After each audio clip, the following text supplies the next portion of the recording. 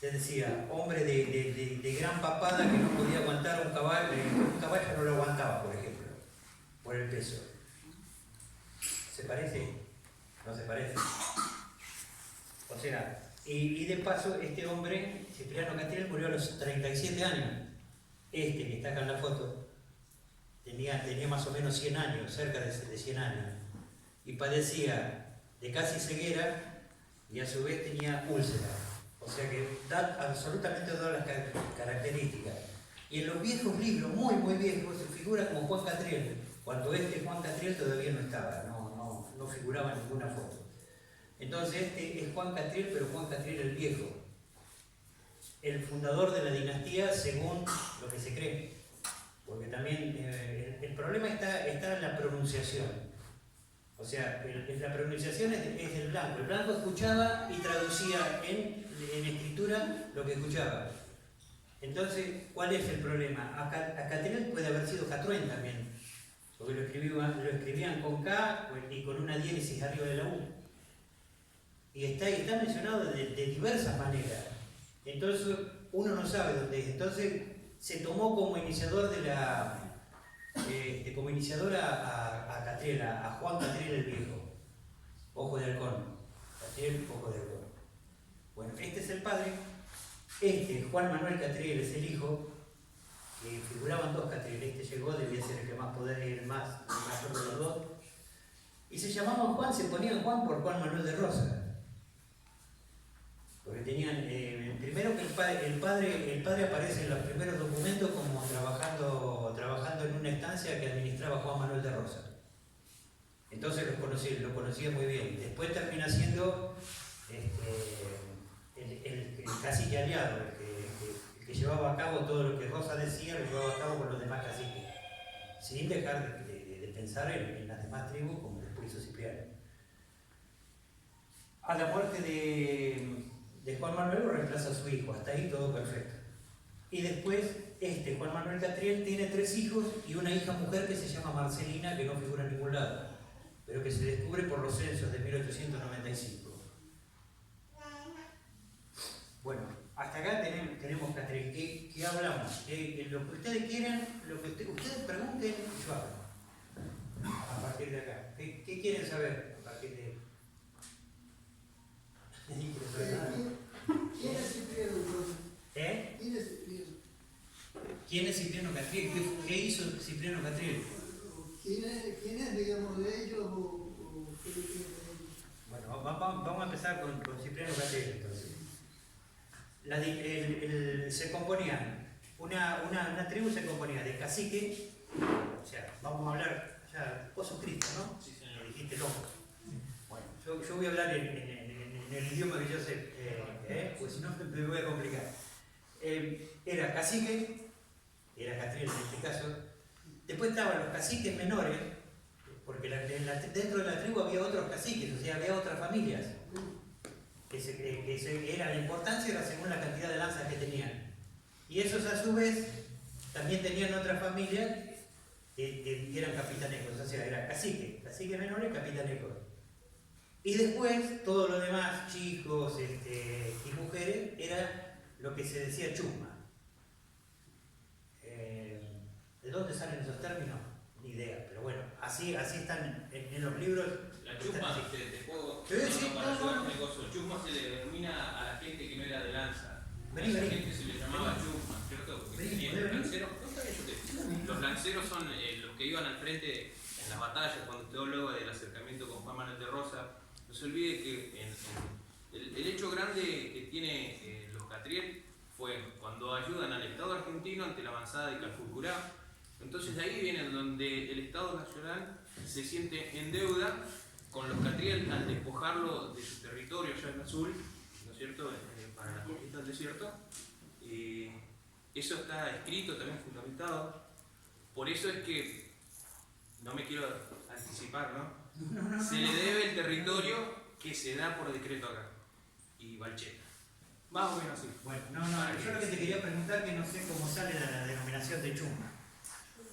La de Chuma era la gente No, que no, no eso sabía dije. el tema de peleas. Lo que quiero decir, ¿por qué se le pone chusma? ¿Quién le dijo que eso se llamaba chusma? ¿Me entendés? Se Vamos llama a decir por qué se llama Ah. cacique o por qué se llama... Chuma se denomina a la gente que no ha participado activamente en las peleas y en esas cosas. Tejía. En definitiva, la que vino acá. Exacto. Esa es la parte que se llama Chuma. Bueno. Esa gente no. Bueno, está bien. Entonces tenemos esa composición ahí, que eran capitaneros, caciques, caciques menores y capitaneros. ¿Qué pasa? A la muerte de Juan Catriel lo sucede Juan Manuel y no hubo ningún problema.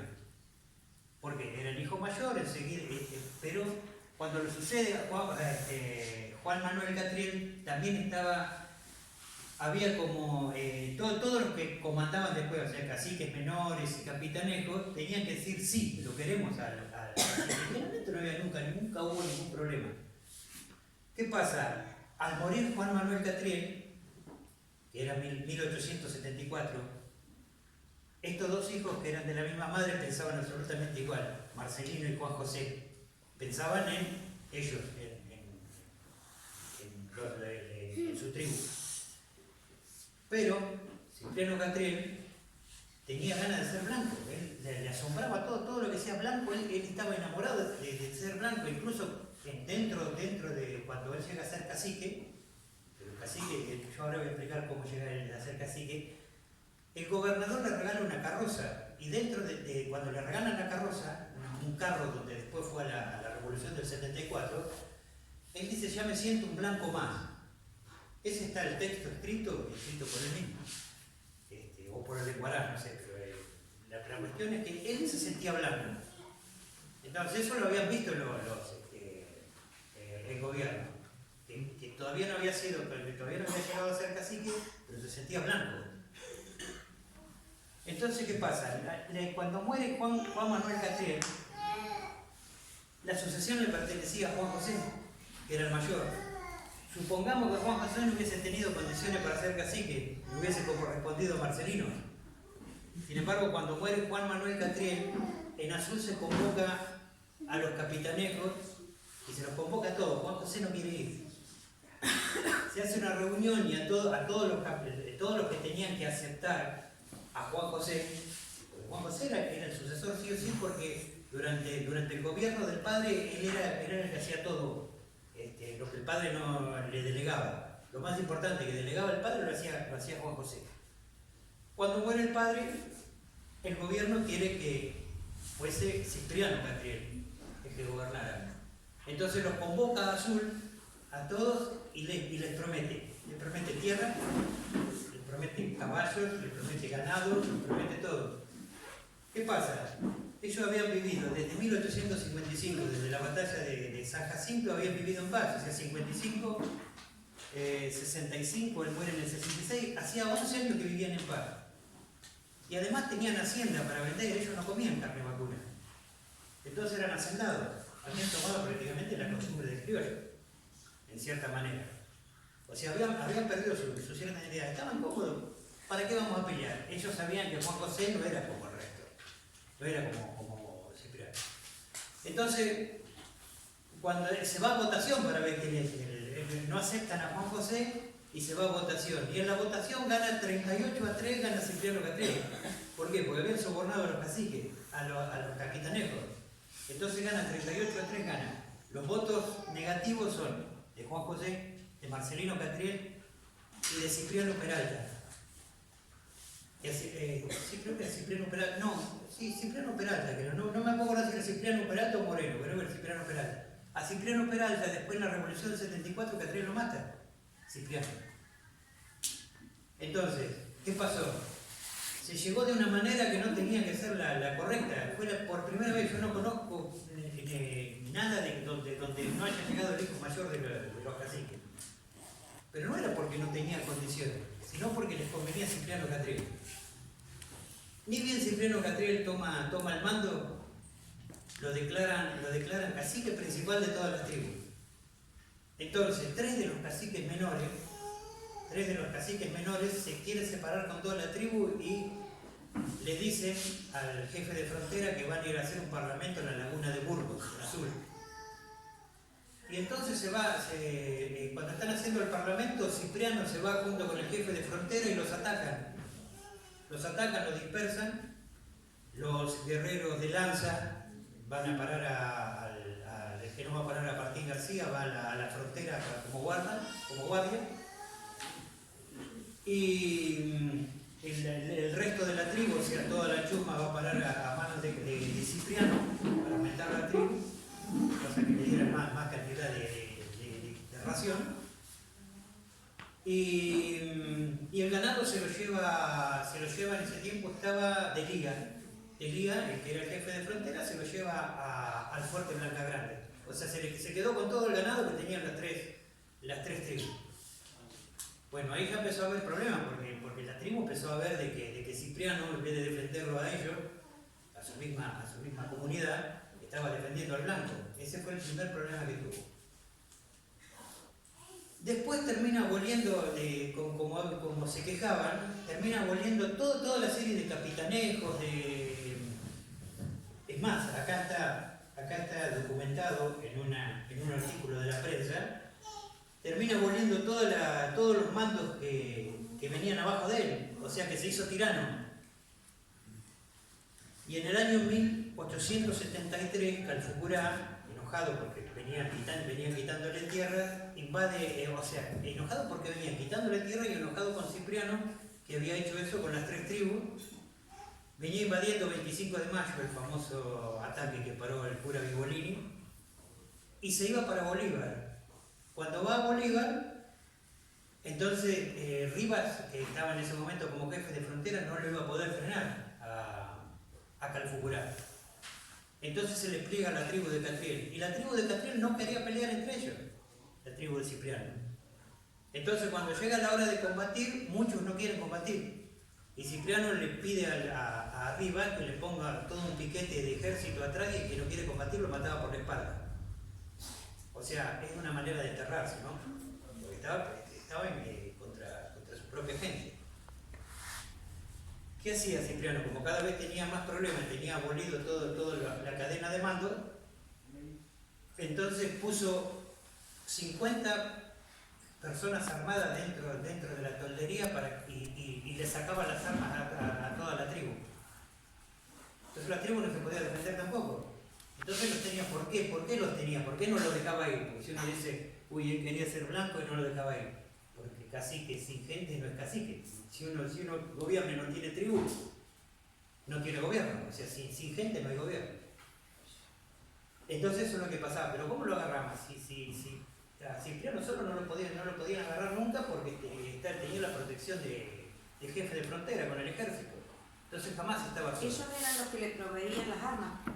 Porque no estamos, usted está hablando de armas, no de lanza. No, eran soldados con armamento, lo tenían en los toldos para que la gente no se les sublevara. O sea, los tenía por fuerza. Pero ¿qué pasa? Cipriano vivía como un jefe. Cipriano tenía casa de ladrillo, Cipriano tenía casa en Colonia Nieva, Cipriano comercializaba con ganado, Cipriano tenía caballos de carrera, Cipriano iba a Buenos Aires, Cipriano tenía volanta para que lo llevaba, y la tribu pasaba hambre. Entonces tenía que salir a trabajar. Ese era el inconveniente que había, pero no lo agarramos solo nunca. ¿Qué pasa? En el año 74, la misma tribu ve la posibilidad. ¿Por qué? Porque había un problema, dentro de un problema político que sucedió, que Mitre pierde las elecciones con Avellaneda, y Mitre no acepta la derrota, entonces se subleva en la revolución del año 74. Cuando se subleva, Riva, que era pariente de Mitre, también se tiene que sublevar junto con Mitre. Pero ¿qué pasa? Si lo dejaba a Cipriano solo, la tribu lo mataba. Entonces, por intermedio del Lenguará, que también era mitrista, que también sacaba su partido, y lo convencen para ir a pelear una guerra que a él no le pertenecía. Y él hizo toda la guerra en una volanda. Lo que peleaban era la tribu de él, era el sitio de lanza de él. Bueno, el problema es que Mitre, las fuerzas gubernamentales empezaron a superar a la tribu revolucionaria. Entonces, cuando estaban llegando de nuevo a la barriga, Mitre dice que la tribu de Catriel no sigue con él. Y el resto de la tribu, que ya se venía desmembrando, que ya venía disparando de todos lados, supongamos que eran 1000, habían quedado 200, 300, y se vienen a presentar al que en ese momento era jefe de frontera, pero jefe de frontera del gobierno. Entonces dice, nos queremos deshacer del tirano. Le dicen a, creo que estaba Lagos en ese tiempo, siempre me confundo si es Lagos o Campos.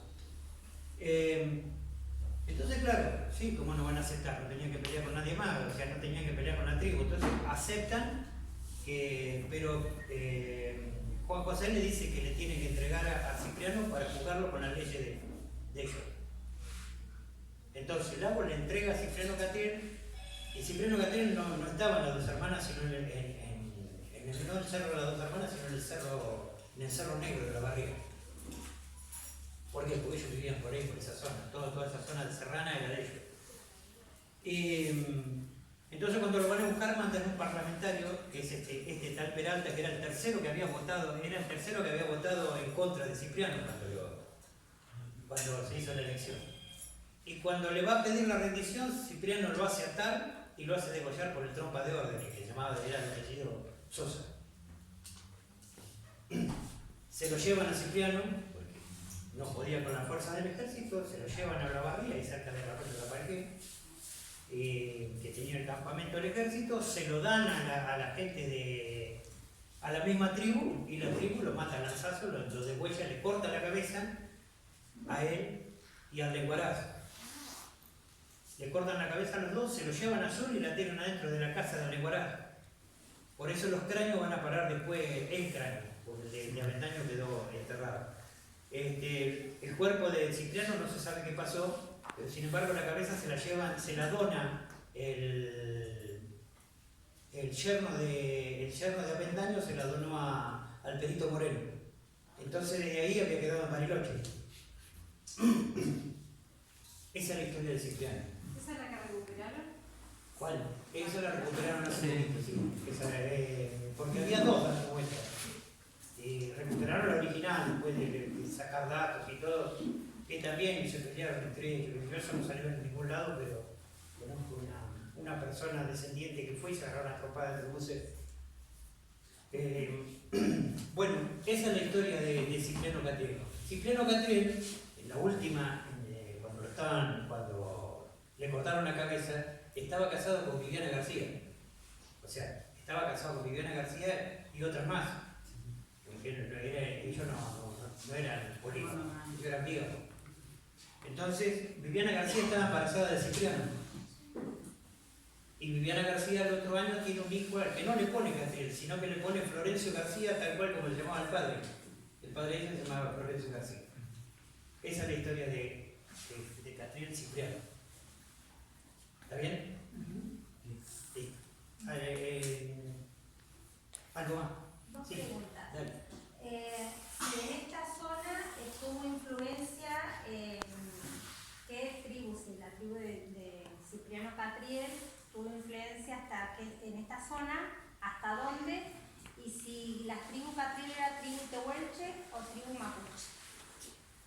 Originariamente eran tehuelche. Los mapuches vienen desde 1902.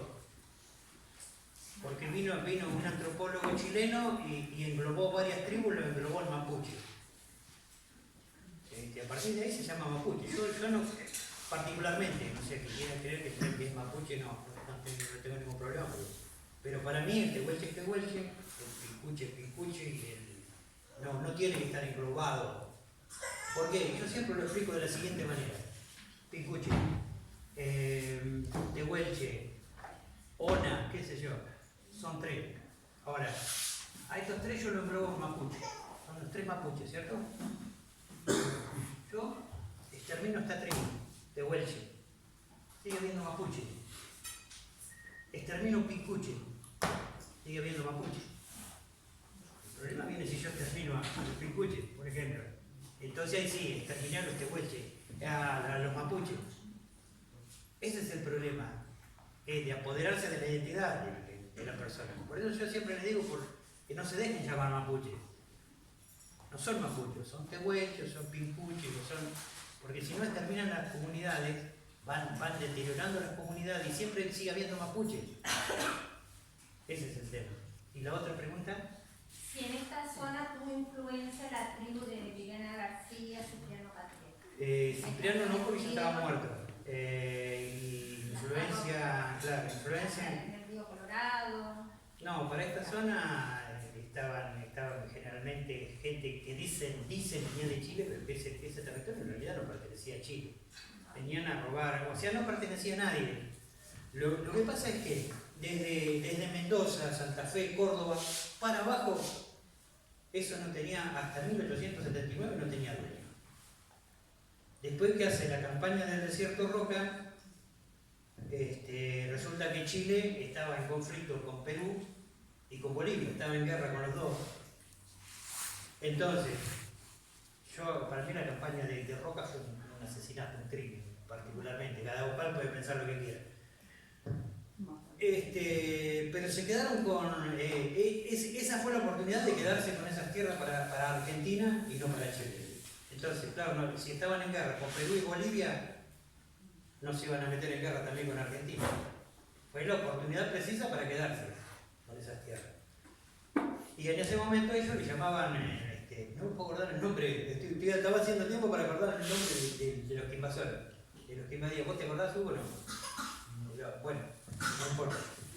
Ellos venían de ese lado, de atrás del río Negro venían, se metían en la provincia de Buenos Aires, se llevaban el ganado y todo empezaba por acá. Acá en Olavarría, esta es las Dos Hermanas, nosotros estamos más ubicados por acá. Esto es Sierra Chica, está mucho más lejos, 11 kilómetros de Sierra Chica.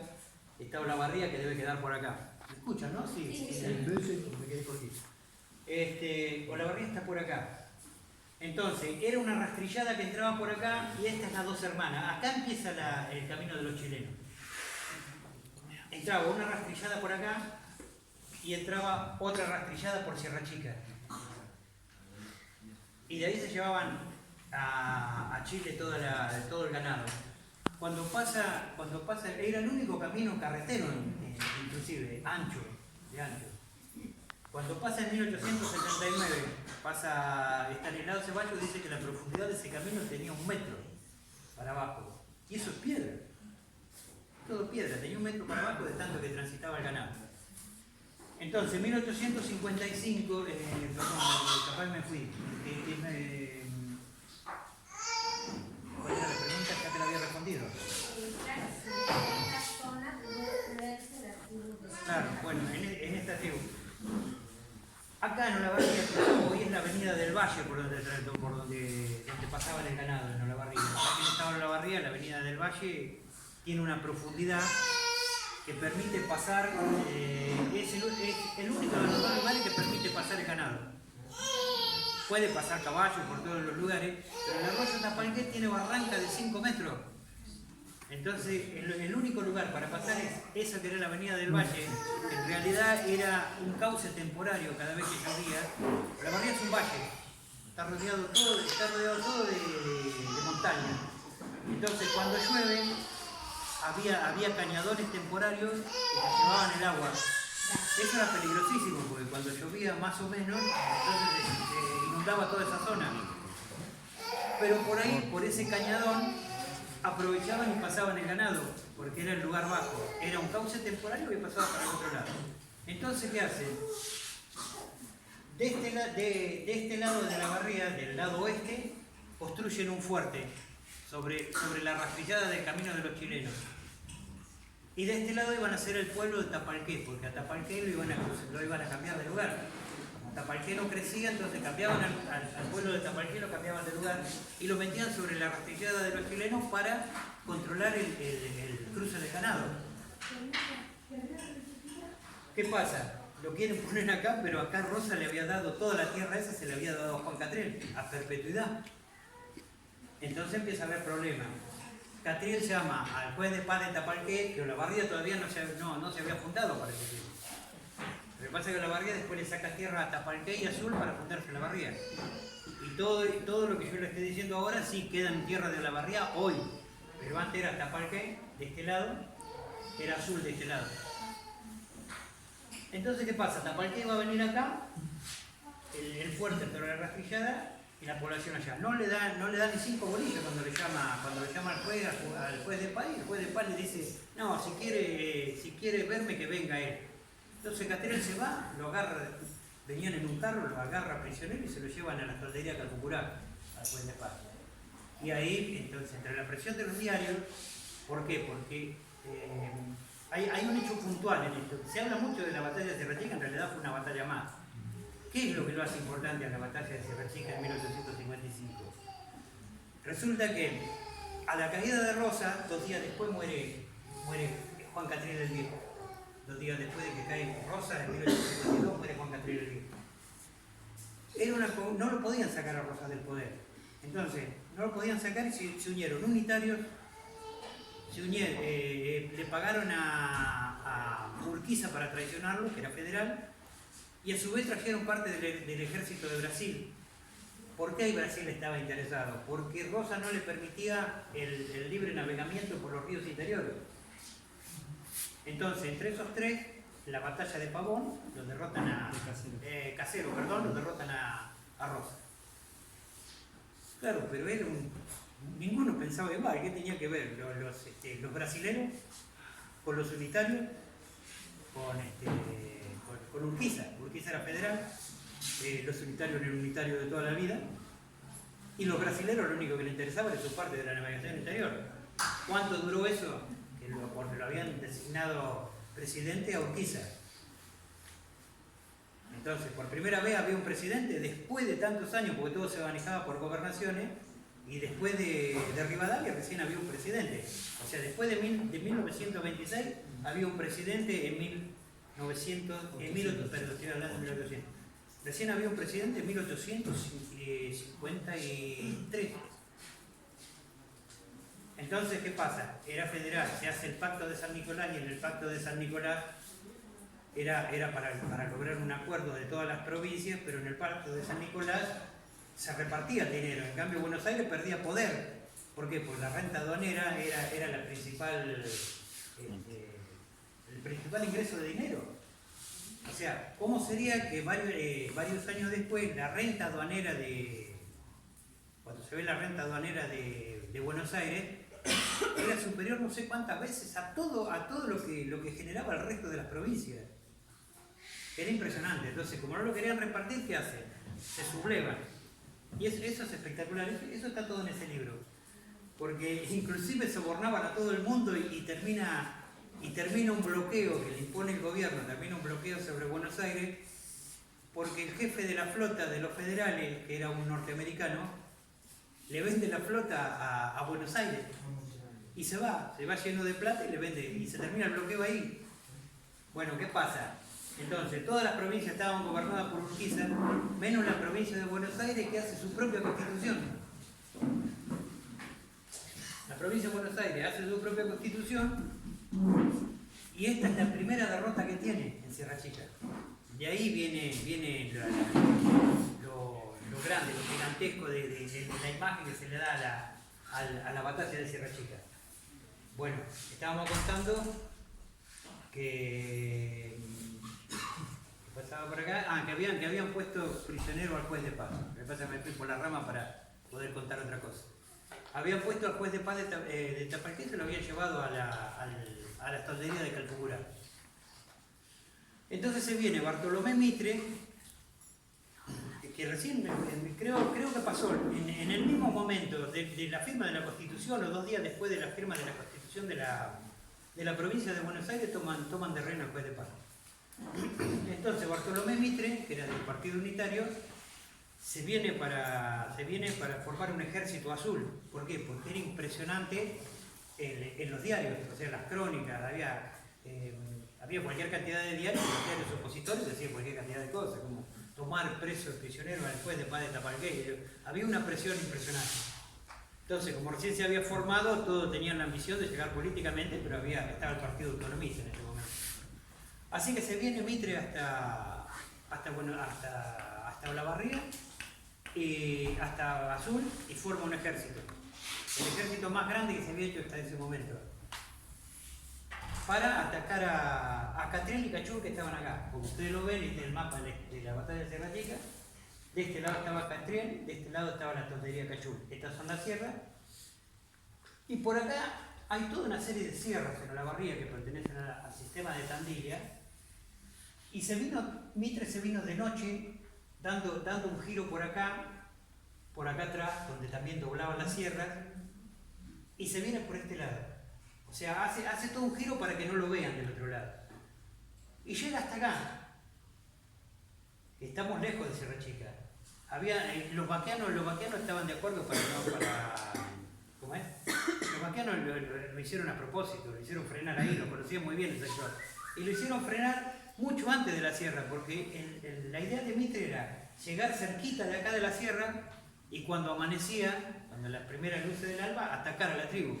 Pero lo dejaron a 11 kilómetros. Entonces, a plena luz del día tuvieron que avanzar 11 kilómetros y lo agarraron Cachur y Catriel y en 2 días le hicieron bolsa. También venían por el camino de los chilenos, venía bajando el 25 de mayo otro ejército que iba a trabar para que no se fueran por la otra rastrillada. Por la rastrillada de Sierra Chica venían de 25 de mayo para encerrarlo por este lado si querían escapar por acá las tribus. Y si querían escapar por acá, también, porque tenían que converger al camino de los chilenos, entonces estaban encerrados. Lo habían encerrado totalmente. Pero los derrotan. Acá lo derrota Catriel, en Sierra Chica, Catriel y Cachur, y por acá a la tribu que venía por este lado se le cruza la de Calfucurá. Derrota total. Entonces, a los 2 días se escapan sin caballos, sin nada. O sea, encienden toda una hoguera para que crean que había gente ahí adentro, que todavía estaban en el campamento, y se escapan por un lugar que no era el camino habitual, para llegar al otro día a Sur. Una derrota que tuvo en Buenos Aires tuvo mucho rebote, porque era la primera que habían tenido después de la Constitución. Inmediato a esta, se va a Mitre y lo agasajan con un banquete, no sé por qué había perdido, lo agasajan con un banquete. Y dice: el desierto es inconquistable, esa frase quedó de Mitre, el desierto es inconquistable. Pero se arma otro ejército de General Horno, arman mejor todavía que el otro. Y lo vuelven a derrotar de nuevo, porque en el fuerte que estaba acá en Olavarría, una noche lluviosa se viene la tribu de Calfucurá y le roba los caballos. Y se le va por este lado acá, se le va por el camino de los chilenos, pero regresan para acá. Y como ustedes ven en el mapa, esta es una zona de bañados. O sea, era una zona toda barrosa. Entonces los obliga a venir con los cañones y todo. Esta es la famosa tapera de Barragán. En Olavarría, esto está marcado por acá, la batalla. La batalla ocurrió acá.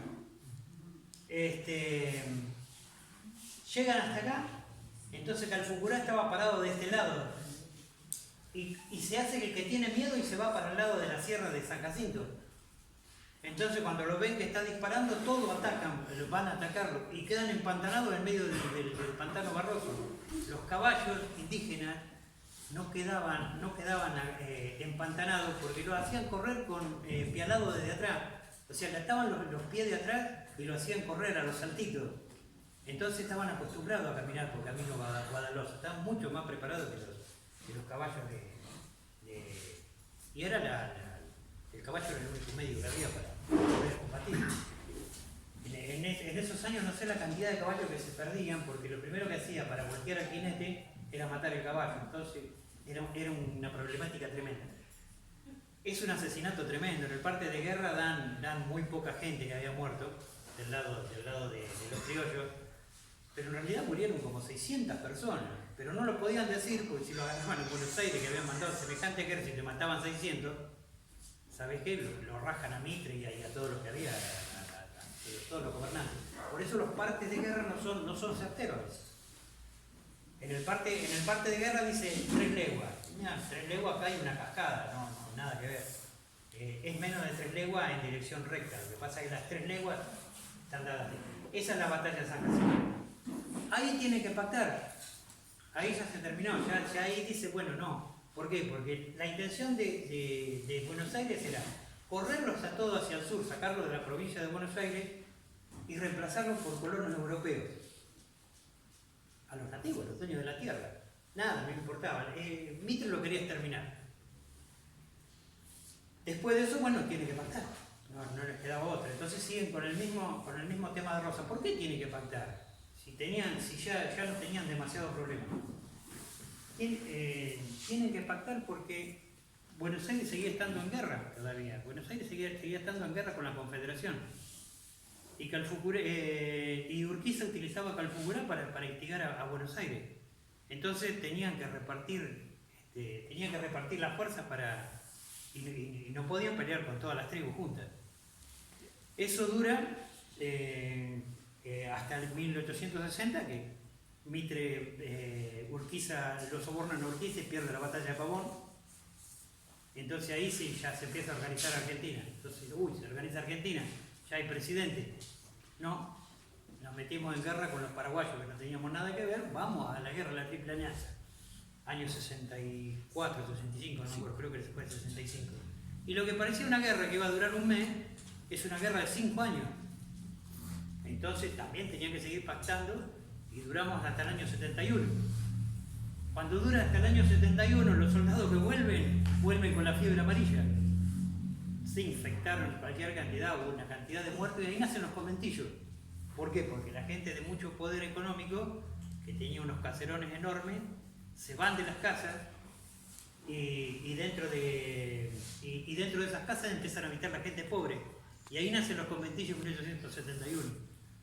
Hay unos libros enormes donde cuenta, ahí nace el cementerio de la Chacarita también.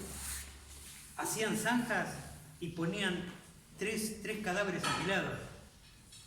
Y el hombre que cuenta en el libro ese, que no me acuerdo de quién es un libro enorme así, dice que el hijo estaba despidiendo al padre, estaba el cadáver tirado en la tercera fila, en la última fila, y lo estaba parado en el pecho del padre y lo estaba despidiendo. O sea, fue terrible. La fiebre amarilla de ese tiempo combatió cualquier cantidad de gente. Termina la fiebre amarilla, tardaba 2 años, entonces ahí se mete el lazareto, se hace Martín García, y decís, bueno, ya ahora se van a dedicar al tema indígena, ¿no? Se subleva Bartolomé Mitre en el año 74, se subleva porque había perdido la elección. O sea que se vivía siempre en un estado constante de lucha. Ahora, cuando se termina de sublevar Mitre, ahí ya no quedaba otra solución.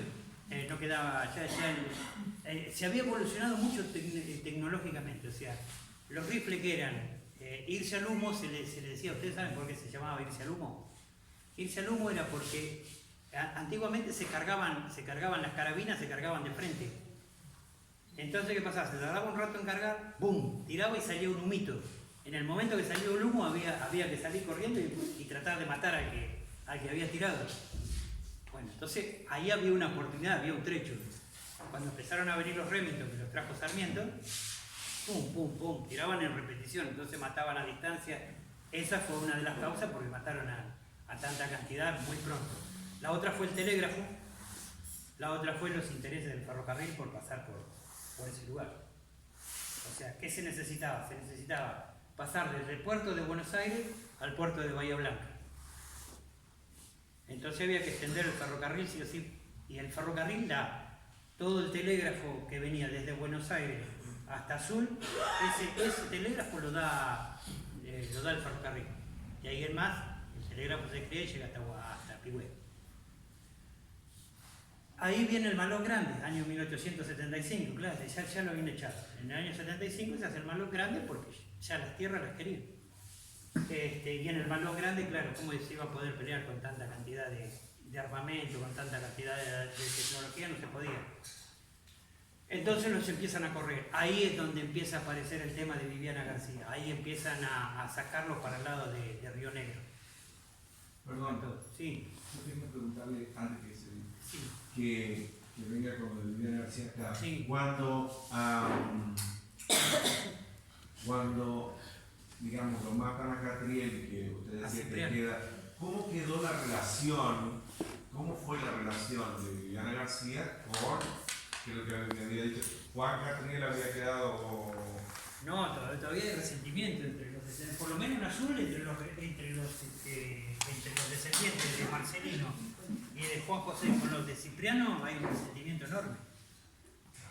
Y estos, digamos, quienes ganaron, Juan, José y Marcelino, no, digamos, la respetaron a ella, de no, porque tranquilamente a lo mejor si ellos tenían el poder podrían haberlo matado. Lo que pasa es que en ese momento estaban de acuerdo, cuando matan a Cipriano estaban de acuerdo no solamente Juan José, sino que estaban los capitanejos, todos los que lo habían votado estaban de acuerdo en que tenía que desaparecer de la vida de la tribu.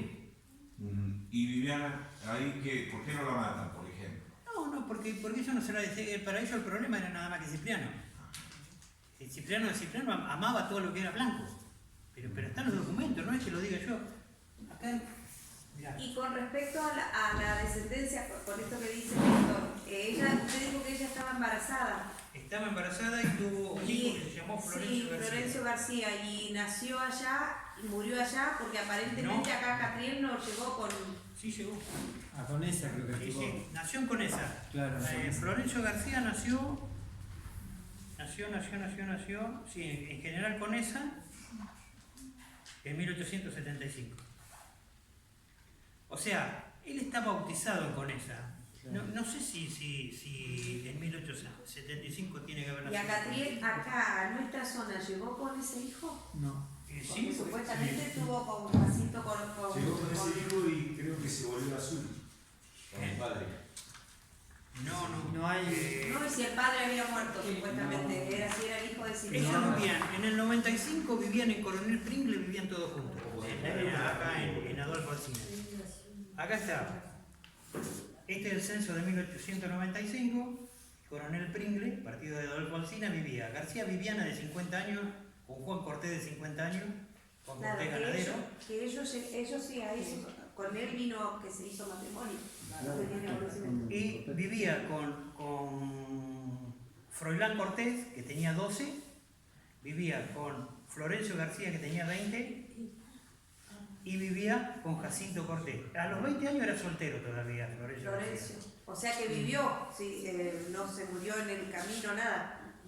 El descendiente, el hijo de Cipriano Catriel. Anda a saber, habría que ver en el próximo censo que fue mucho Que vuelve tiempo. con la familia azul. No se vuelve. Que vuelve de acá, se va solo con la familia azul. ¿Quién? Sí, solo.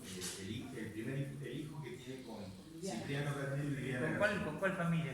Si la familia era así. Vuelve con sus condescendientes familiares en azul. Se vuelve, se va de la tribu de Viviana. No sé, únicamente que haya ido. Eso es un comentario que dice. Claro. Eso puede ser verdad o no puede ser verdad. Froilán sí, Froilán llega acá, porque en 1902 está sentado en la y creo que la pusiste vos, me parece, ¿no?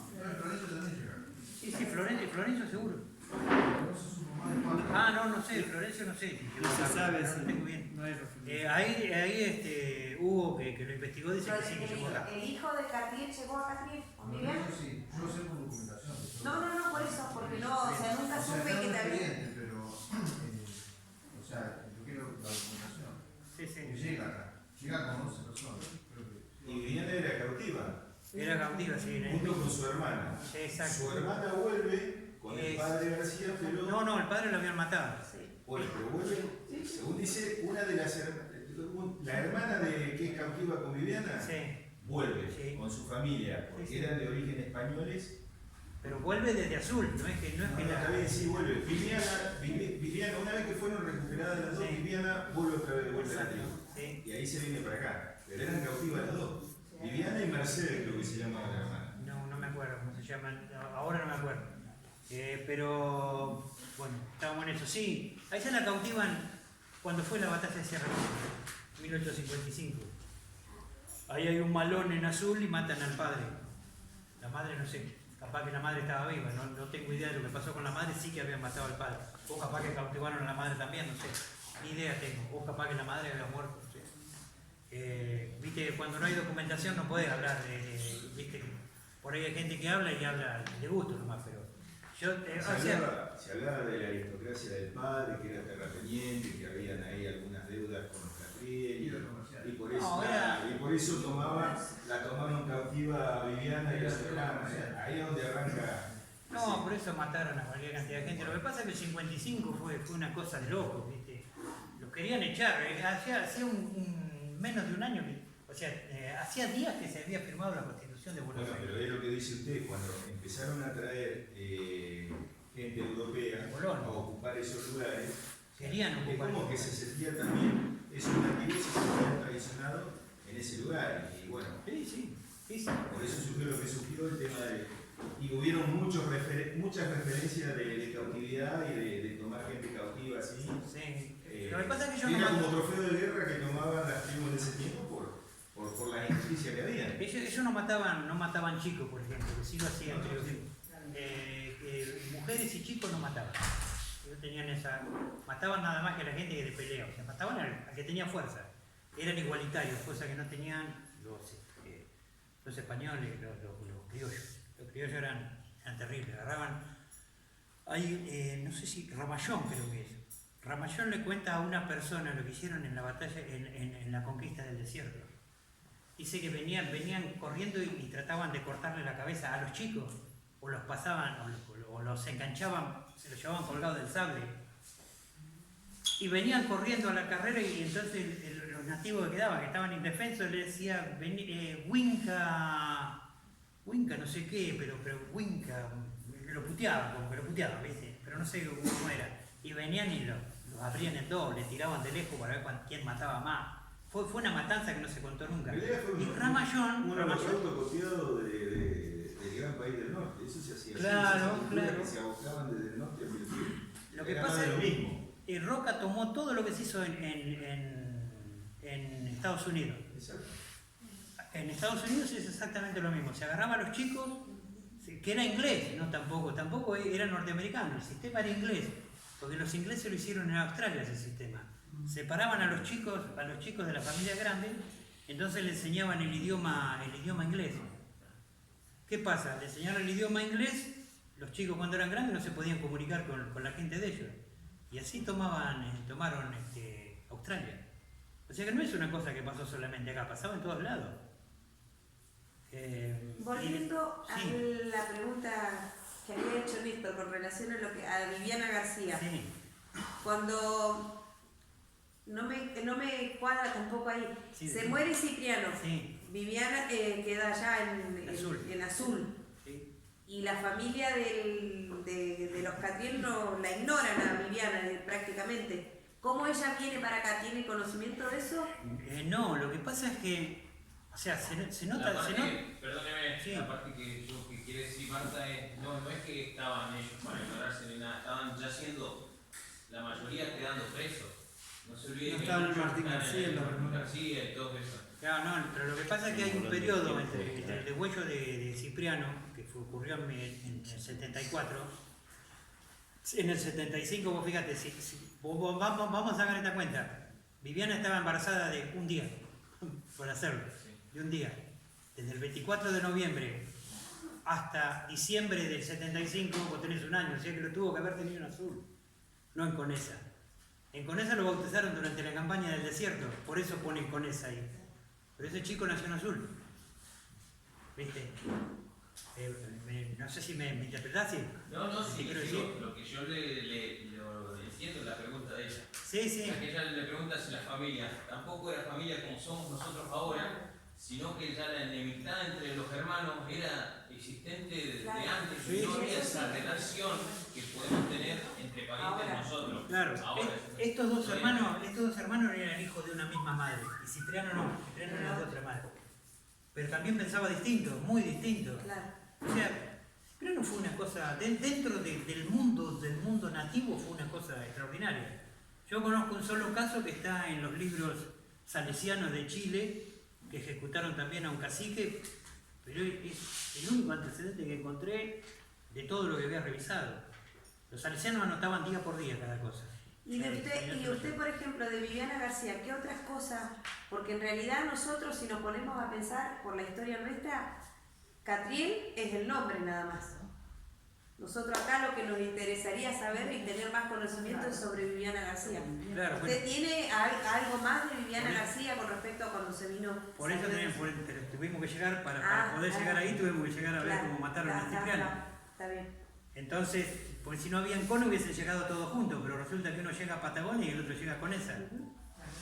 Entonces, cuando los empieza a correr un año después, porque también hay que tener en cuenta, yo siempre digo que hay que relacionar, por ejemplo, en la época que se hizo la batalla de Sierra Chica, 1855, en Buenos Aires se estaba haciendo el gas. Y acá se estaba peleando a 365 kilómetros, no había absolutamente nada. Bueno, entonces se expandía muchísimo Buenos Aires era muy grande en relación a toda la campaña. Entonces, en el año 1875 se hace el Malón Grande, pero no tenían ninguna posibilidad ante toda la tecnología que había. Los expulsan de la tierra que le habían dado 3 veces y 3 veces se la robaron, que era la de Colonia Nueva. Los expulsan de ahí y ni bien los terminan sacando de la provincia de Buenos Aires y empieza a hacer una zanja que es la zanja de Alcina. Esa zanja se profundiza hacia abajo y se tira una pared hacia arriba.